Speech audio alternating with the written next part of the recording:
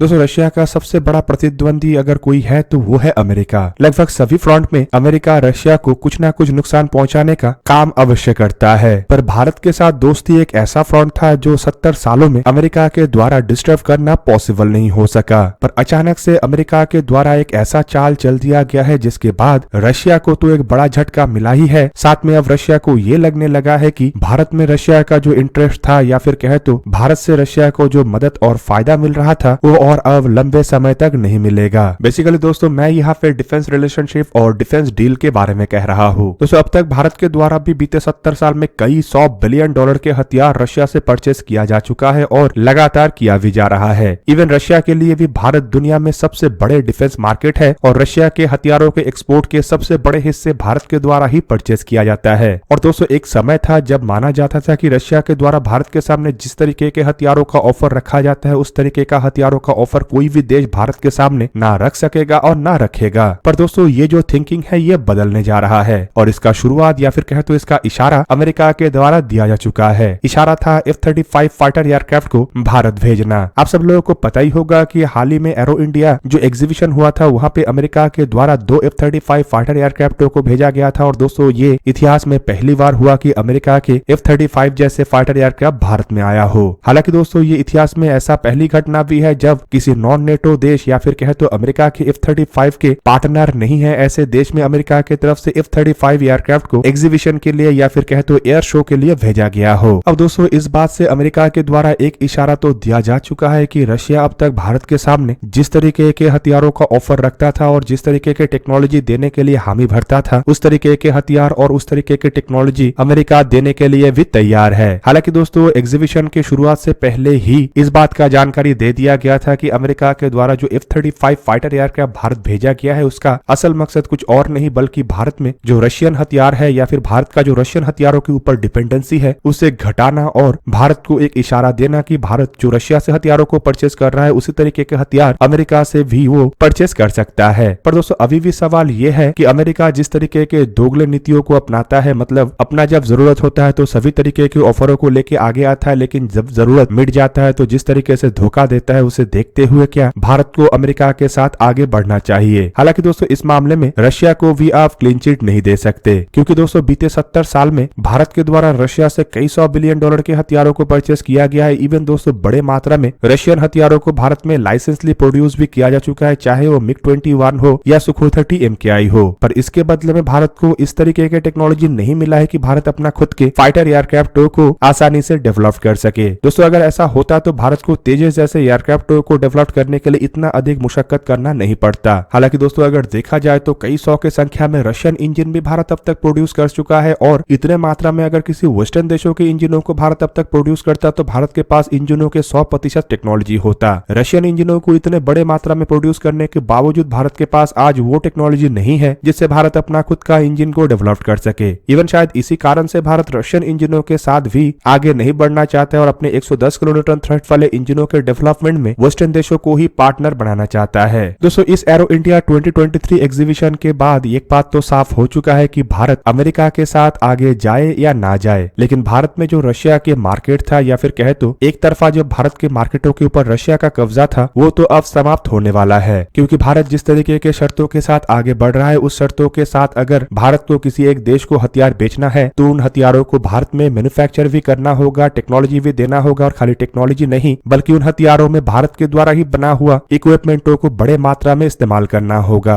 और दोस्तों इन शर्तों को मानने के लिए अब केवल मात्र अमेरिका ही तैयार नहीं है बल्कि वेस्ट के कई सारे देश अब तैयार हो चुका है, चाहे वो फ्रांस हो, ब्रिटेन हो या फिर स्वीडन जैसे देश हो। मतलब अब रशिया के लिए कंपटीशन काफी हद तक बढ़ चुका है और जो रशिया भारत को अब तक केवल मात्र हथियारों को बेच रहा था और एक तरीके से हथियारों को बेच के मुनाफा कमा रहा था उसके लिए भारत के मार्केट और इतना आसान नहीं रहेगा। इवन दोस्तों अगर रशिया टेक्नोलॉजी ट्रांसफर भी करता है तब भी रशिया को सबसे उम्दा दर्जे के टेक्नोलॉजियों को ही ट्रांसफर करना पड़ेगा। हालांकि दोस्तों रशिया के लिए ये बात भी सही है कि रशिया जिन हथियारों को एक्सपोर्ट मार्केट में उतारता है और जिन हथियारों को अपने खुद के द्वारा इस्तेमाल करता है उसमें भी जमीन और आसमान का फर्क होता है। मतलब अब भारत के टेंडर को जीतने के लिए या फिर भारत से मल्टी बिलियन डॉलर के डील को हासिल करने के लिए रशिया को ये जो फर्क है इसे भी घटाना पड़ेगा और अपने बेड़े में इस्तेमाल किए जाने वाले टेक्नोलॉजी के हथियारों को ही ऑफर करना पड़ेगा। और दोस्तों शायद इसी कारण से ही एरो इंडिया 2023 एग्जीबिशन नेगोशिएशन के दरमियान रोसावरण एक्सपोर्ट और रशिया के अन्य एजेंसीज के तरफ से इतने बड़े बड़े बयान दिया गया और इस तरीके के ऑफरों को रखा गया। एग्जाम्पल के रूप में सुखोई Su-57 और सुखोई Su-75 जैसे फाइटर एयरक्राफ्टों को भारत के साथ ज्वाइंटली बनाने का भी ऑफर रशिया के द्वारा रखा गया है, जबकि दूसरी तरफ सुखोई सुपरजेट 100 MC-21 जैसे एयरलाइनरों को भी भारत में बनाने का बात कहा गया है। और इवन रशिया अपने सबसे कटिंग एज टेक्नोलॉजी मतलब 5th जनरेशन के फाइटर एयरक्राफ्ट और नेक्स्ट जनरेशन के टैंक के टेक्नोलॉजी तक को भारत को देने के लिए हामी भरा है। तो दोस्तों आज का ये वीडियो यही पे करते समाप्त। किसी और एक दिन किसी और एक वीडियो में मिलेंगे, तब तक के लिए जय हिंद, वंदे मातरम।